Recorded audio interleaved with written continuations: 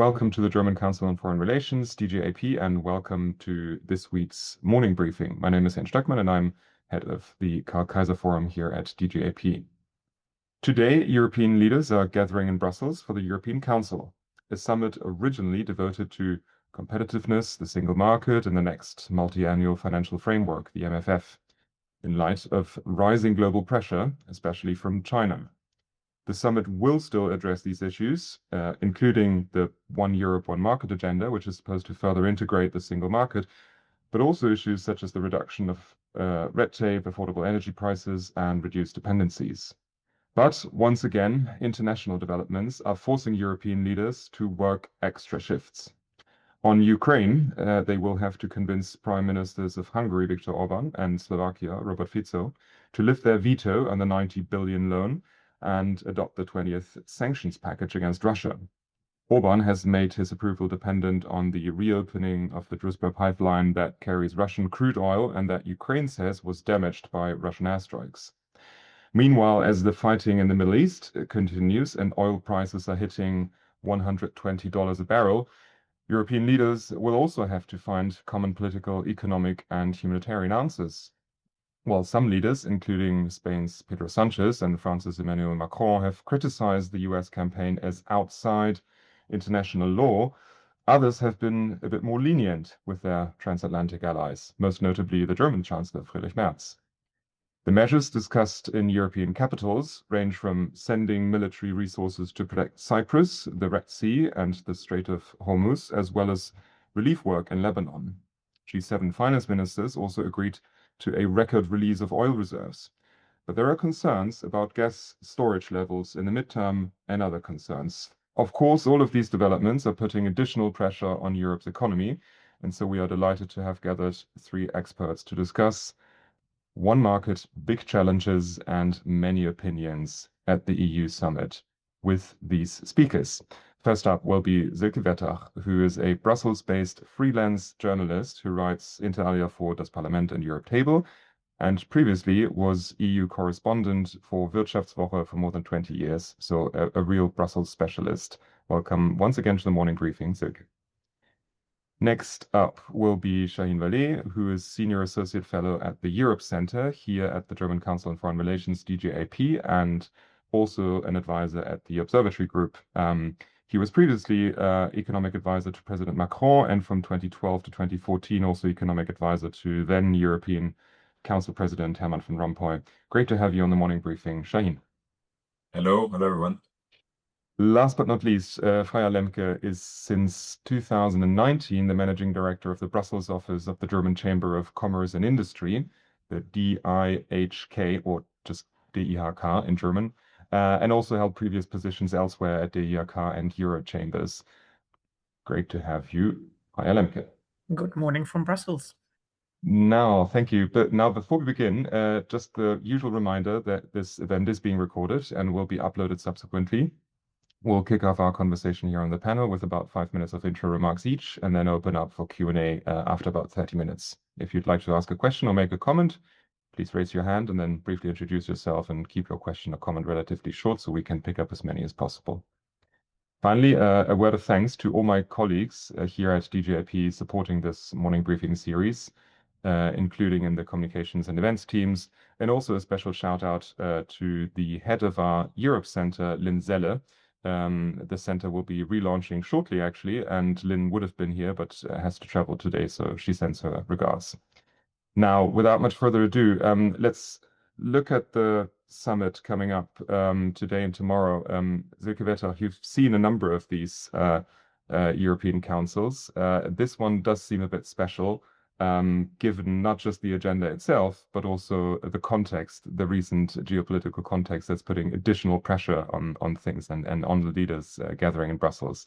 So I wonder if you can give us a bit of context and your expectations for these 2 days. Over to you. Yes, indeed, Jan. Thank you very much. Thank you for the invitation. It's going to be a very, very busy day. We've got 24 pages of council conclusions, which gives us a flavor of how much there is on the table. And you've mentioned almost all of the topics already, Jan. And I think one of the main problems is really that so many of the issues are interlinked. And in the past few years, we've become very accustomed to polycrisis. Brussels has basically worked in a polycrisis mode.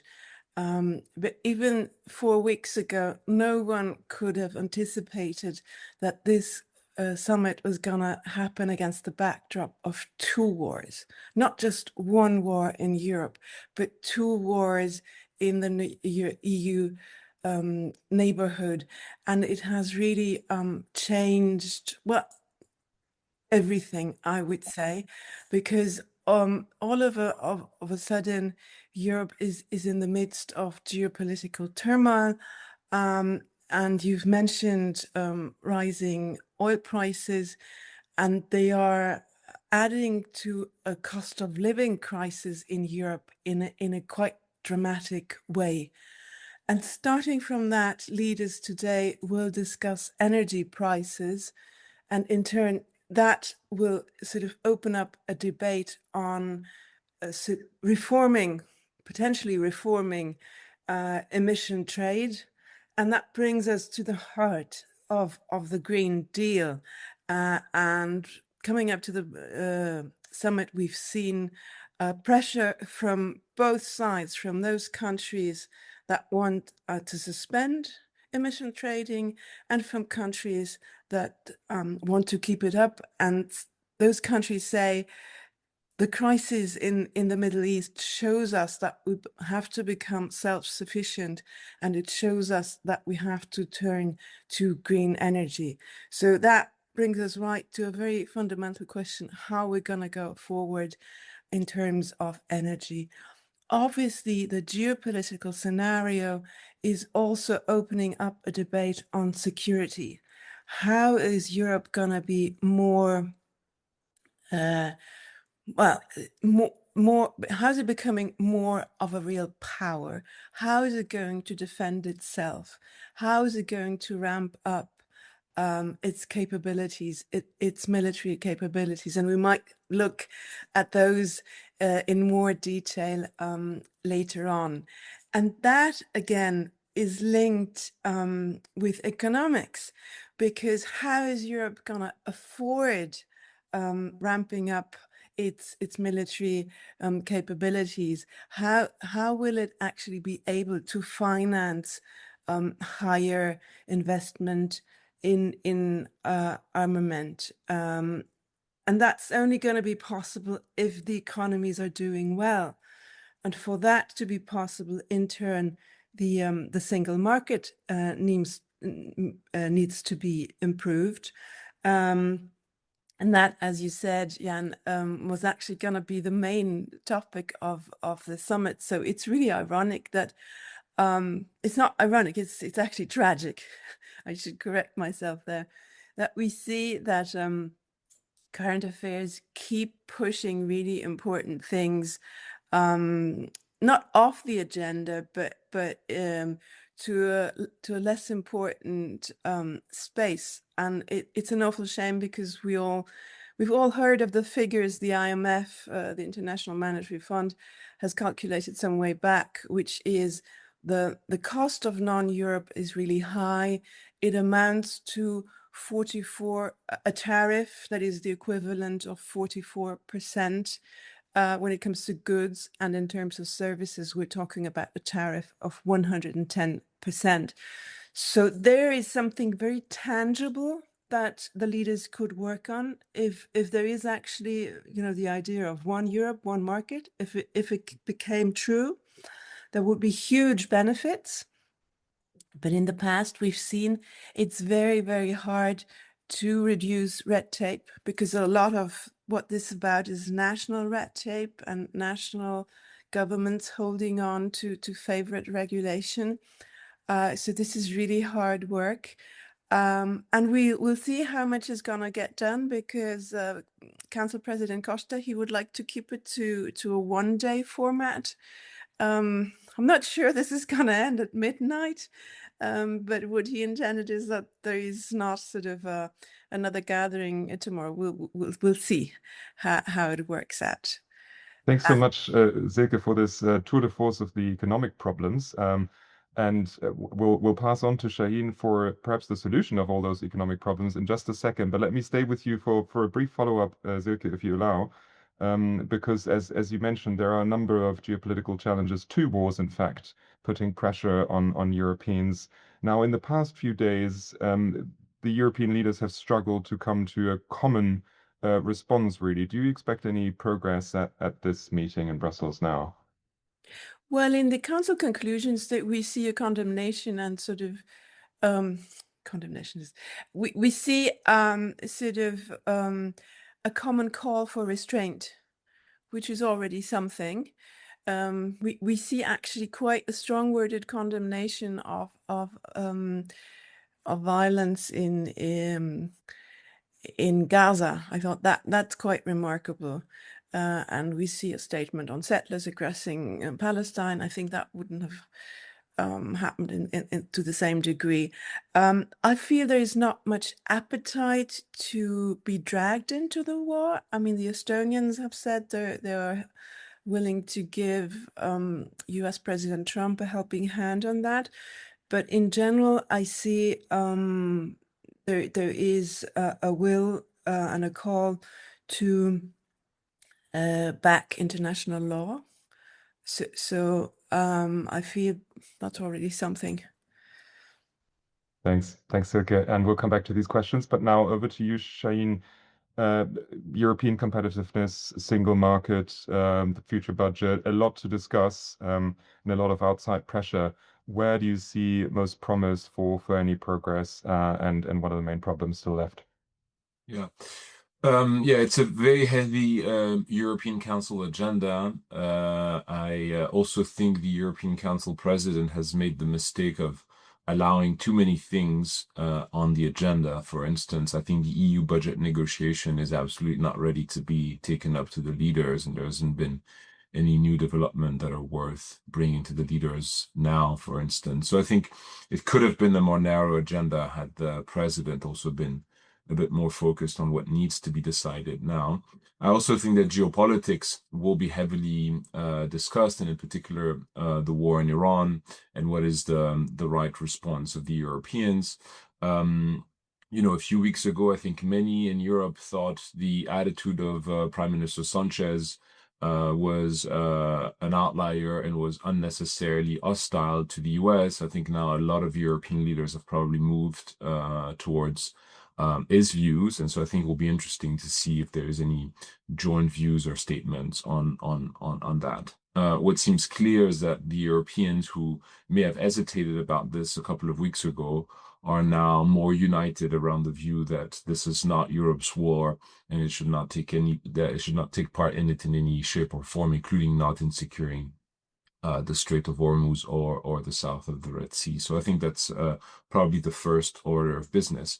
I think the second critical order of business will be the Ukraine loan, which was decided at the last European Council in December, and where there needs to be progress. As you have indicated, Prime Minister Orban is demanding, in exchange for allowing the release of the funds, he is actually not demanding explicitly today the reopening of the Druzhba pipeline, but he's demanding that an on-site inspection can take place so that the Europeans can actually ascertain how long it would take to rebuild and repair the pipeline.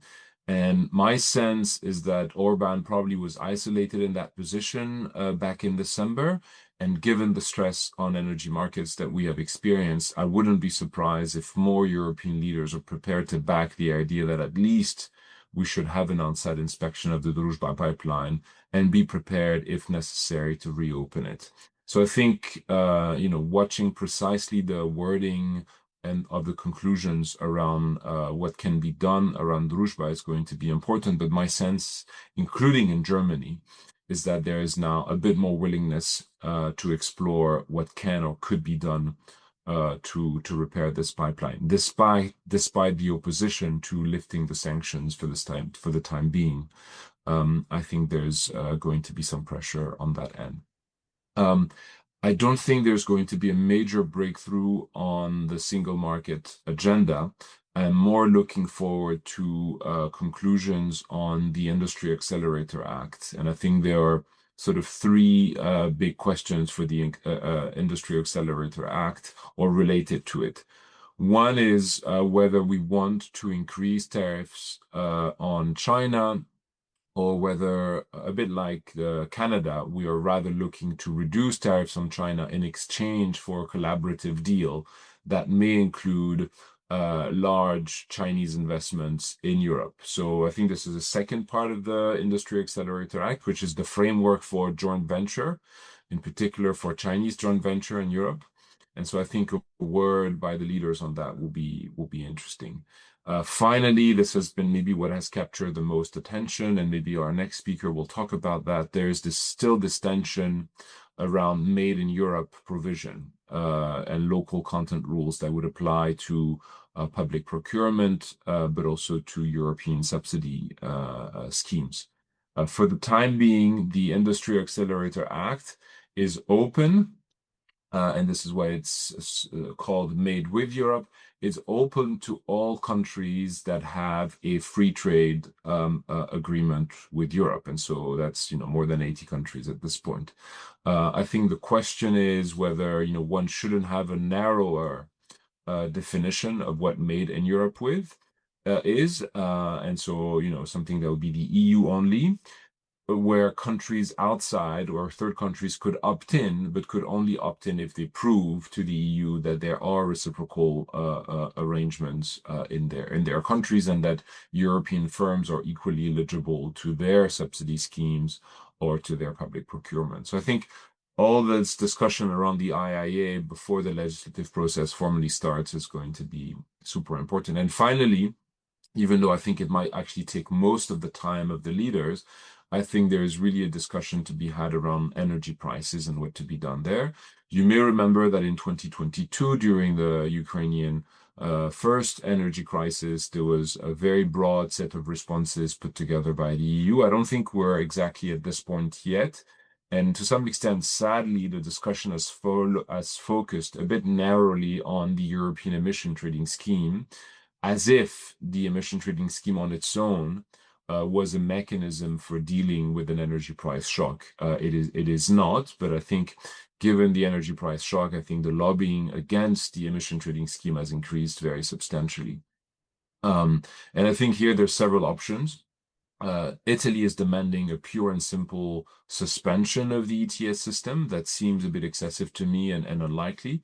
But I could imagine that a majority could be formed around the idea of temporarily suspending it by way of expanding free allowances. I don't think that would be good for the long-term investment that Europe needs to make in its energy transition, but I could see that relief being demanded by a number of member states. So I think looking precisely at that and how is the European Commission going to walk away from the European Council with a solution for the ETS, to me might be maybe the most important deliverable, short-term deliverable of that European Council. And I think a brief follow-up for you as well, Shahin, if you allow. If you argue that the ETS, working with the ETS system, is not the way to go about energy price problems, what are the solutions? In Germany, there's a industry energy price break since late 2025, and there's talk about maybe working on that and then expanding that. But what's a European solution in your view?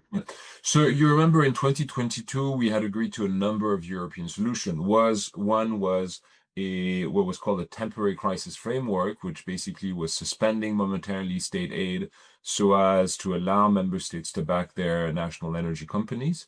Another, which I think was very effective, was an effective mutualization of storage capacity, whereby the European Union had organized a framework for sharing storage of natural gas and fossil fuel at the European level, should that be needed. So I think we could already put on the table these very specific crisis response instruments that were developed in 2022, and that I think could be meaningful in stabilizing prices, or at least avoiding shortages. So I believe more in these schemes than I believe in the ETS as a solution to the energy price shock.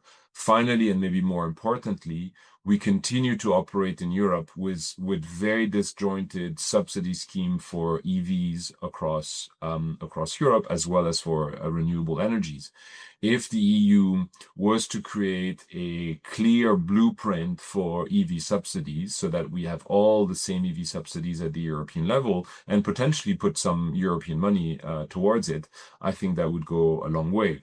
You know, Germany has just announced a new EV subsidy scheme in February, and that EV subsidy scheme supports plug-in hybrids, and I think, you know, and also helps support the purchase of non-European vehicles. So I think if we had a clearer framework for EV subsidies and for renewable subsidies in Europe, that would go a long way. But I think this energy shock is really a good test of how much we have improved our energy infrastructure since the 2022 energy crisis.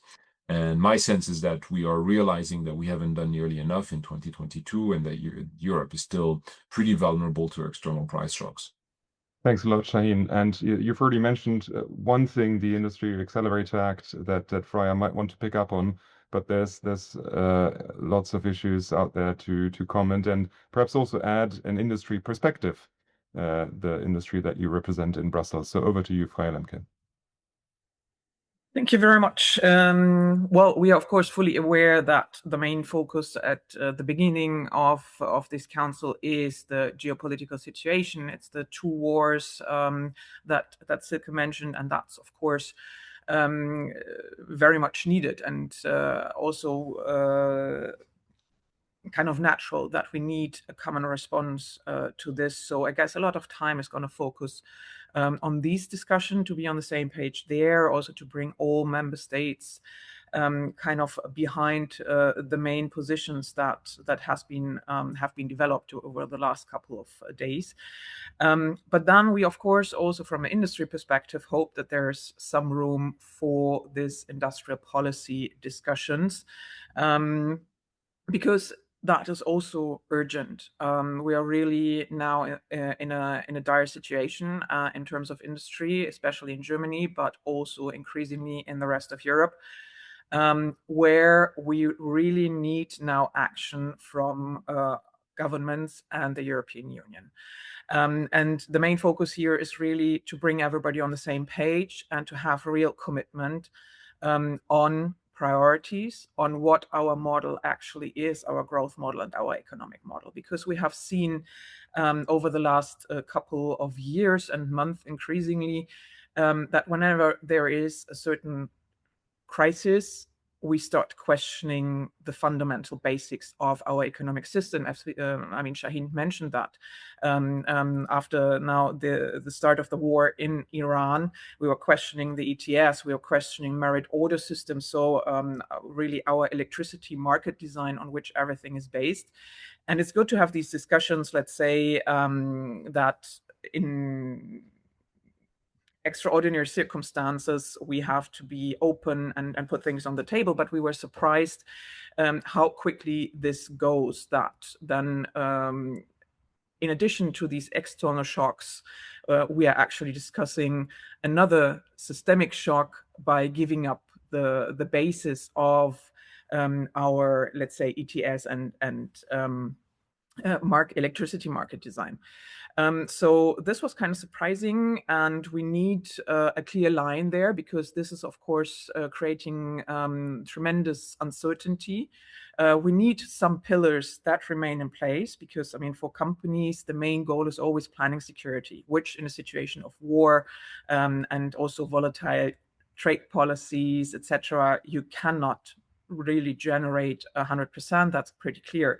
But if we panic and then question everything we have been doing successfully also over the last couple of years and decades, that of course increases the uncertainty rather than helping companies. On the other hand, of course, we have to have a proactive agenda on really increasing our competitiveness. I mean, this has been up in the air for years now. And we have seen very strong declarations from heads of states, for example, in Budapest in November 2024, where they already called for everything that is on the table again, or let's say still today. Now we were talking about simplification, revolution, integration of the single market, etc. So pretty much the same thing, because we have not seen significant progress. And there, the expectation would be that we really find a common model that we want to follow, because we have seen bits and pieces over the last couple of years, new initiatives here, but that was basically not a coherent framework for business, for competitiveness to develop. So we need really the buy-in from all 27 member states and the European Commission as well, or the other institutions in Brussels. What are our core priorities? Because we're not very good at prioritizing. It's all nitty-gritty where we get lost. And then decisive action in this regard. And then also stringent implementation. So what we see now is that probably we're going to have some deadlines for concrete acts. Accelerator Act was mentioned. Yeah, they want to finish it by the end of this year, and other elements as well. But we have to go beyond that. We really have to put these things together into a coherent strategy, and then also have the buy-in to implement things. Also the member states, we talked about simplification before. Bureaucracy is created at all levels, not only at the EU level, but also in the member states. And also opening the single market is nothing that the Commission can do. This is really the member states who have to dismantle. So what we really need is a clear strategy, a clear buy-in, and then a clear roadmap how to implement that. And these following clear priorities, which also means not doing other things while we concentrate on the most important. Great, thanks a lot. I see that questions are already coming in, but let me ask you a brief follow-up as well, Freya, before allowing questions from the audience. Since you represent German industry, but you're based in Brussels, and I'm sure there are plenty of other European industry representatives as well, I was wondering to what extent industry is united behind these questions. If politicians are finding it hard to come to common ground, is there any unity among industry representatives? Well, there is a fairly broad consensus in a lot of things. We also have to admit that the urgency we feel in Germany has or was not shared by everybody, and still is not shared by everybody, because if we look, for example, at our growth figures, I mean, it's the third year of recession we are now in. Before we had stagnation. I mean, if we look at the growth figures for Germany between 2019 and end of 25, I mean, we had a growth of 0.2%. That's nothing. That's 6 years of stagnation. While the EU in total had growth of more than 7%. Italy, France had 6-5%. Other countries like Poland as well. So the urgency with also more than 20,000 bankruptcies, etc., that we see per year in Germany, that was not shared. But everybody knows that also a lot of other economies depend on the German economy. So the longer we struggle, the more other countries are feeling that as well. So the urgency, I think, has been felt in other member states. When it comes to solutions, of course, we sometimes see similar discussions as we see in the Council, that some people are more on the side of increasing subsidies, for example, and a more sectoral approach, or a more protectionist approach. Whereas we have traditional free traders who don't share these approaches, let's say, as a good solution. But overall, I think the willingness or the call, I would rather say call or the appeal for pragmatic solution to really commit to opening the single market to the other member states, because we have seen an increase of barriers there over the last couple of years. This is shared by industry representatives across Europe. Then some of the measures, of course, are a bit more controversial. Right. Okay, so let's start taking up questions from the audience. And I see a first question by Jörn Eichhorn. In the past, you could argue that outside shocks have allowed the EU to move forward. If we think back to the COVID pandemic, if we think back to 2022 and the full-scale attack on Ukraine, now there's another major geopolitical rupture in Iran, and Jörn Eichhorn is asking if that war against Iran may play a role in making the EU succeed in breaking out of the current stalemate.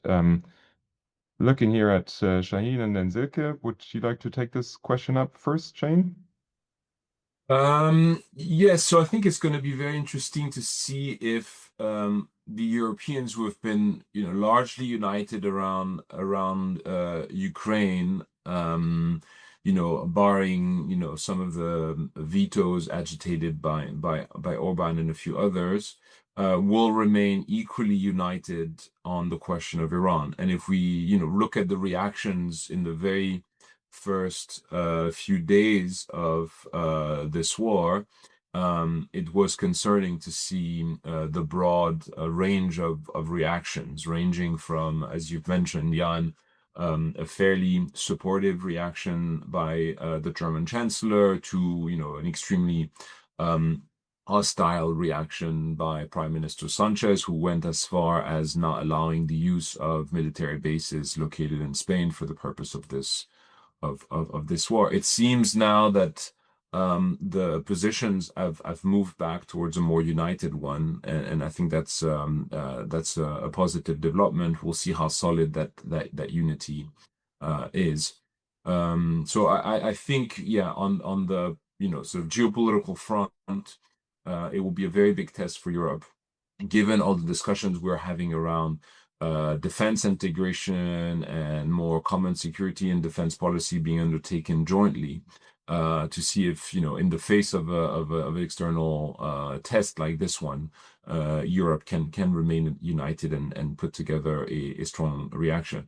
If I may say, I think the bigger test is whether the Europeans can stay united in a situation where the US takes a very different view from ours. And I think that's the big test, both in Iran, but also to some extent in Ukraine, where we've seen now the US deciding to lift all Russian sanctions, all fossil fuel sanctions.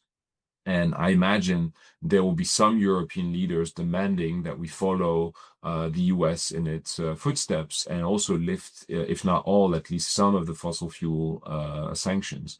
And so I think there's a big test for European unity on geopolitical issues now.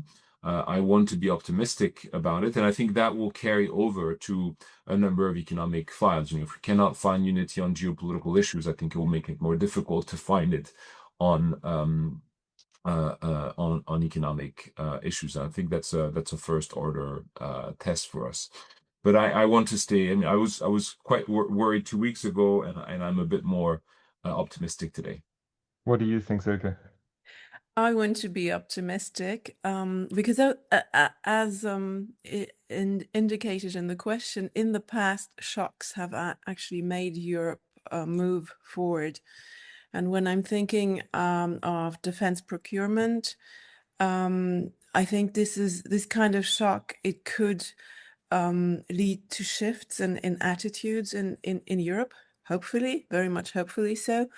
I'm also thinking in terms of a cooperation between the EU and NATO. I think there is sort of an emerging consensus that there needs to be more of a European pillar in NATO, and that there needs to be more cooperation.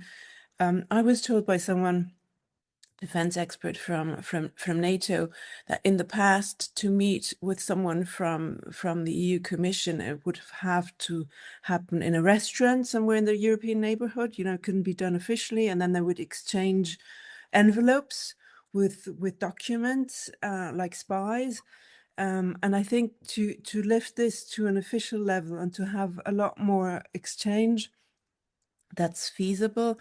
And we've got countries like Cyprus or Ireland and Austria that have been quite reticent.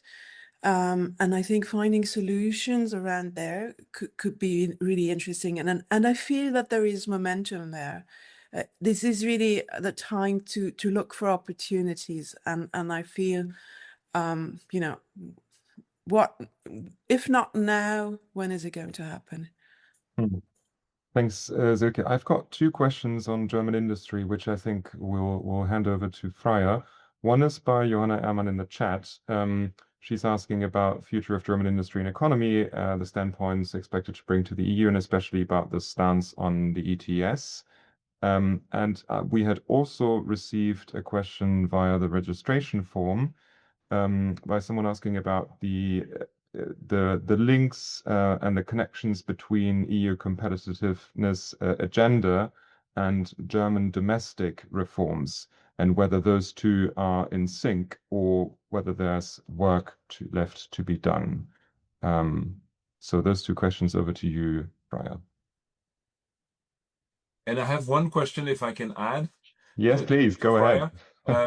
I'm very curious to understand, because you've mentioned differences of opinions between member states, but I think within member states, there are also interesting divergence of opinions, and in particular in Germany, between the German companies that have large investments in China and that are therefore refusing or opposing Made in Europe provisions, refusing tariffs on Chinese goods, and those, which is most of the German Mittelstand, who are exposed to Chinese competition and would actually like to see Made in Europe provision. So I'm curious to understand how industry representations navigates these tensions within the German industrial landscape.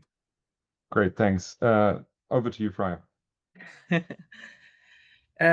Just that, of course. Yeah, no, sure. What can we bring, to the table at the discussions? Our focus is really on enhancing competitiveness, having these clear priorities, which is the single market, which is not touching the fundamental pillars, as I said, of the electricity market, for example. We advocate for maintaining the merit order system and also for maintaining ETS, as this was mentioned in the question. Because it is a market-based approach that works. Of course, we have to maybe reform it, and there are going to be proposals how to reform it and discuss how we can make that even better. But for us, it's really important that we maintain this market-based system when it comes to CO2 emission pricing and not disrupt this functioning thing. Then, on the other hand, of course, more progress on the simplification agenda, because this is really can unleash more potential in all companies. Every minute that I don't have to spend on bureaucracy, I can spend more in a more productive way. And then also the security and the framework for investments that has to be on the table. For us, it's also very important that the new multi-annual financial framework has an important focus on competitiveness. So this is something that we also reiterated ahead of this council meeting. But in the end of the day, as Shahin said, this is only going to be an orientation debate on the MFF right now. The details are going to be discussed in the coming month. The competitiveness agenda, really, we really have to be concrete. I'm going out there to and talk to companies every day who say everything was promised. I don't feel any difference yet in my daily doing business. I see new things coming up. Also, be it at the national level, be it at EU level. And also there, as you said, are they in sync or not, EU and national governments, in our case, the German government? We still see initiatives, for example, if we talk about the right to repair, where we see a certain amount of gold plating and where we don't go for the minimum bureaucracy and red tape linked to implementing EU initiatives. And this is, of course, something that is binding resources and stifling our competitiveness as an economy. When it comes to the question of Shahin, of course, there are differences between the different sectors, between different companies when it comes to approaches, when it comes to trade defense, when it comes to the IAA, and as you framed it, also the overall positioning vis-a-vis China, but also the overall positioning vis-a-vis the United States, for example, as our other major trading partner. There also, I would think that we need really this orientation debate on what is our overall strategy, because as you rightly pointed to discussions in the council, there is always this strategy of our trading partners of divide and conquer.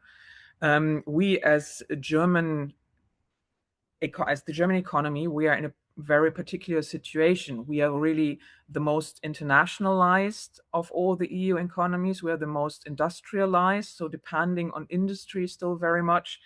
And we are very much characterized by small and medium-sized companies. So this is a very specific structure that we have, that also our government, I think, is defending within the council.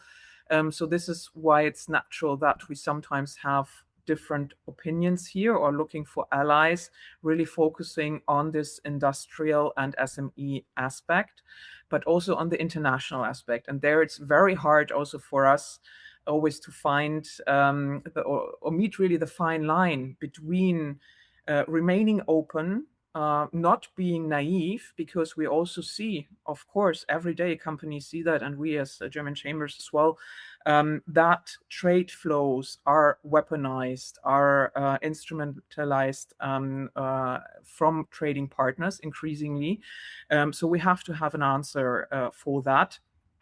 But of course, we also have to see what our links with the world are, and cutting them just like that is not going to work. So we have to be decisive. We have to defend our interest, but protectionism across the board and decoupling is not going to work for us.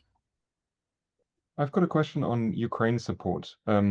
Assuming that the 90 billion will be passed and can be paid out, this is not going to be the last package of help to Ukraine. The total financial needs of 135 billion over the next 2 years are being written about. So I'm wondering how this process will go forward once we've passed this hurdle.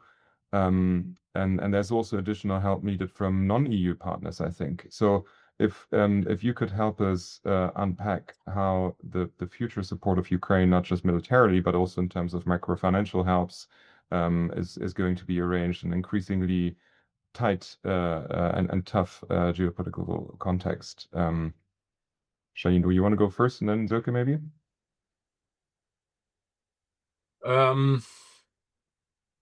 Where to start?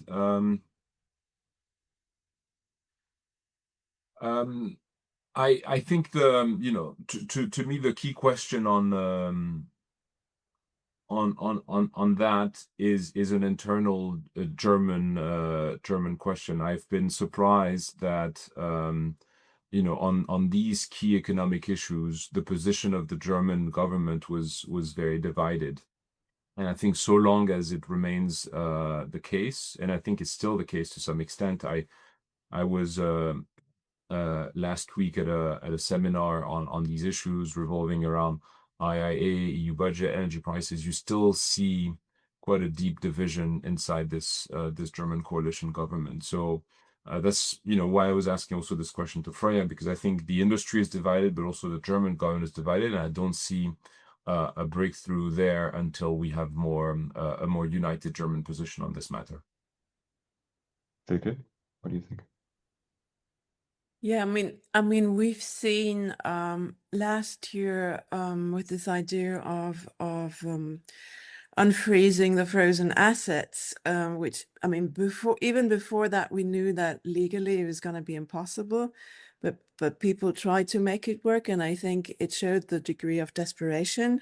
You know, where to get funds from. I think no one at this point really knows how to go forward. And I would like to add, we have a big problem there, but also in terms of arms, because I feel that there is a huge diversion towards the other war. So just in terms of the of Ukraine being able to procure anti-aircraft missiles, it could be really, really hard. So it's not just finance, it's actually sort of where to find what they need. And with all the attention going to the other war, I feel that it's going to be really, really hard. And if I can add a word on that, another source of worry for me, I mean, you remember, I think we took the very unique decision in December to do the Ukrainian loan under enhanced cooperation, which is a very major precedent because it's the first time we used the EU budget effectively for an enhanced cooperation project. And I worry a bit that we will face legal challenge for that decision. We haven't yet, but we probably will.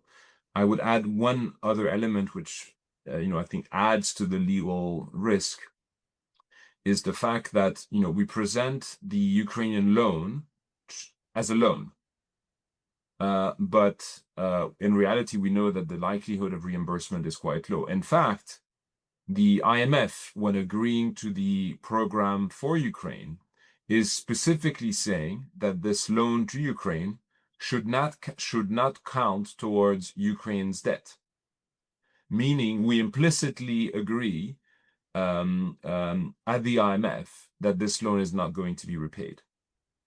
And so I think that creates a potential friction. That being said, I think that solution is still better than the alternative solution, which at the time was proposed and defended by the Chancellor, without, as I was alluding to earlier, without the full support of the rest of the coalition government, of essentially seizing the Russian reserves for the purpose of financing Ukraine. And this met quite a lot of opposition in the European Council, starting with Belgium, but also others, including France. And I still think the solution we found is better than having used the frozen reserves.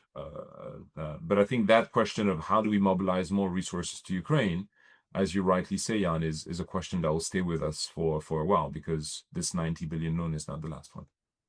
And perhaps to add a bit of difficulty to that question, you both said it's going to be difficult in the future, and Shahin pointed to the divisions in Germany, but we could also look at other European countries and upcoming elections in a number of countries. I don't think that President Macron in your country, Shahin, enjoys the greatest support that he could wish for at the moment. So perhaps also a word on how the political situation in European member states is going to complicate that project in the future. What are your expectations, Shahin? Yeah, so I think I was mentioning that earlier when I was talking about European unity in the face of a divergent position from the US. I think the big worry for me towards Ukraine is not so much whether a Le Pen election in France or a re-election of Orban in Hungary or others is going to alone change the European consensus. My fear is that if the US takes a radically different view towards Ukraine, as it has threatened several times and is just done when it comes to the Russian sanctions, that I fear can undermine European unity more than the election of Le Pen. So I think the election of Le Pen in an environment where the rest of Europe, along with the US, is rather united in its position towards Ukraine, I think would have limited consequences. The election of Le Pen in a world where the US is pulling in another direction, and as a result, Orban, and as a result, Meloni are also, I think, creates a very different landscape. So I think, you know, we've seen it with Meloni when she was elected. There were some concerns given the history of her party and its ties to Russia, that she would have a very different view from the rest of Europe when she arrived, and she didn't, because the European unity was solid and it was backed by European support. I think now things could be different, and so I think that's a big test. But I don't think one election on its own matters. I think it's an election in the broader context that matters. Okay, that's interesting. I've got a follow-up question by Johanna Ehrmann on the ETS and the positions of German industry and government and the reasoning around this. Freya, can you pick up this follow-up question? So how does the German government and industry want to change, if at all, the ETS? Well, I mean, the question is really which parts are going to be changed and to what extent. You know, we have the ETS1 that is in place, and then we're talking about when the ETS2 is gonna come for also buildings and mobility.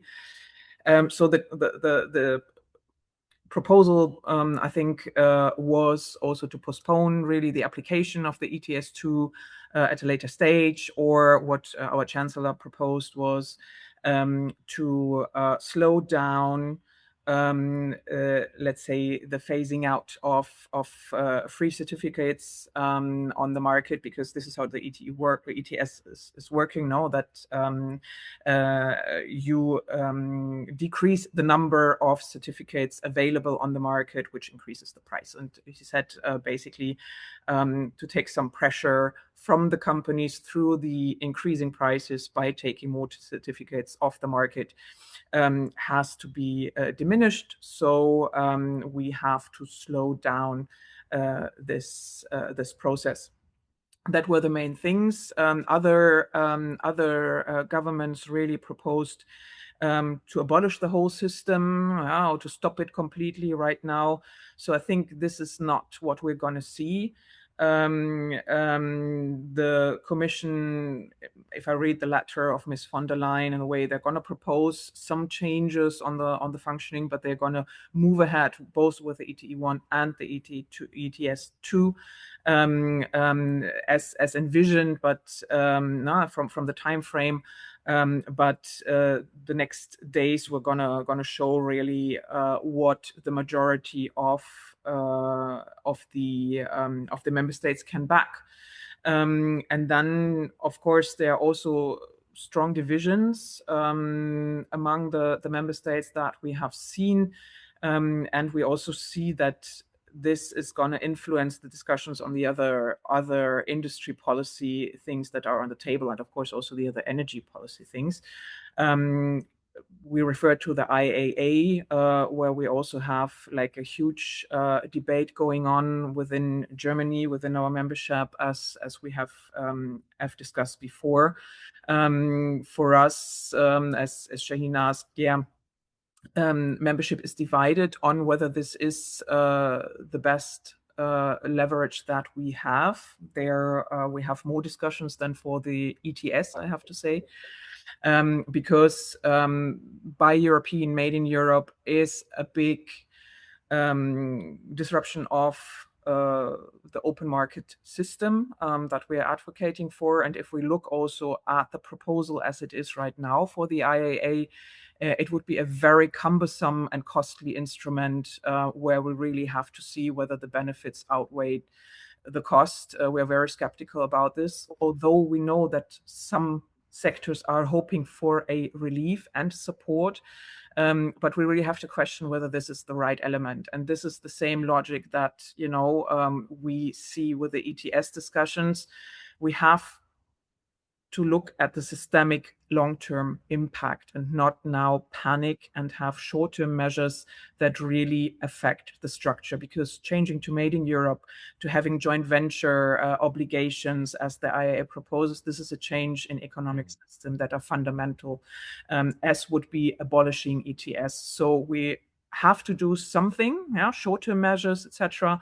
But please don't panic and have this paradigm shift in how we are working electricity market, ETS, and also as an open economy in the international setting. So this is very much what we are advocating for. We've got another big picture question from Joe Mack, who's asking if one of the reasons that the United States is diverging from the European Union could be that the EU acts as a strategic competitor, both across key industrial sectors and in securing access to raw materials and other global resources. And I wanted to just throw in a question about the budget, even though, Shahin, you mentioned that it's probably not going to feature very prominently at this council, but it will in the future. And given all the other problems that we've talked about, I wonder whether it's probable, in your view, that the larger budget with a new, easier structure and more on competitiveness and defense, if that by and large will be able to be maintained over the coming months. So not just looking out to these 2 days, but in the future as well. And since I know that Shahin has to leave on time, I'll hand this question first to Shahin, but then this and the other one also to Silke and Freya afterwards.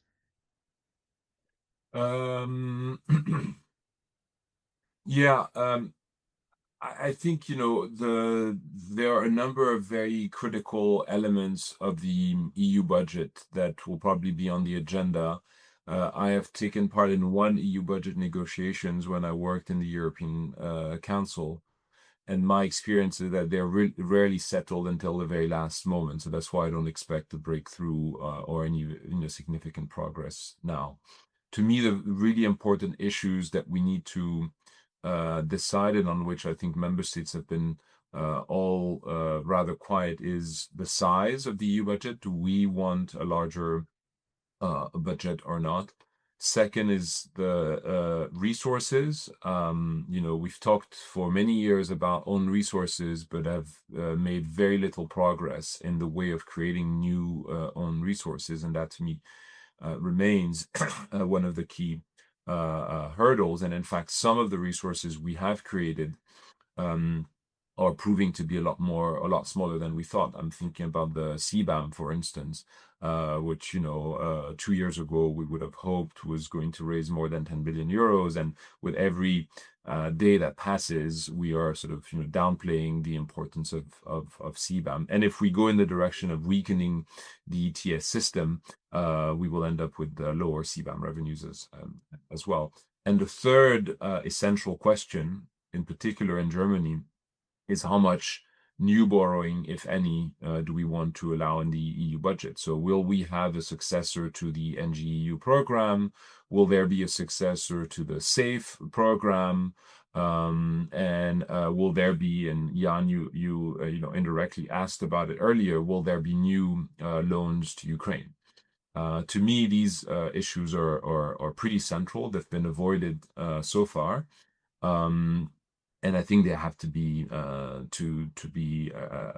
managed, but I doubt we will have a breakthrough before the end of 2027, sadly. And I would even see a strong probability that these negotiations leak into 2028, which has happened in the past too. I love the way, Shahin, that you, in answering a question, actually add another one, a more difficult one on top, and then pass it on to the next panelist about European borrowing from a German point of view. So feel free to answer that one as well, Silke, but over to you. Well, my take was going to be quite different. I was going to say, no matter what, compared to national budgets and the sum of national budgets, the European budget will always be small.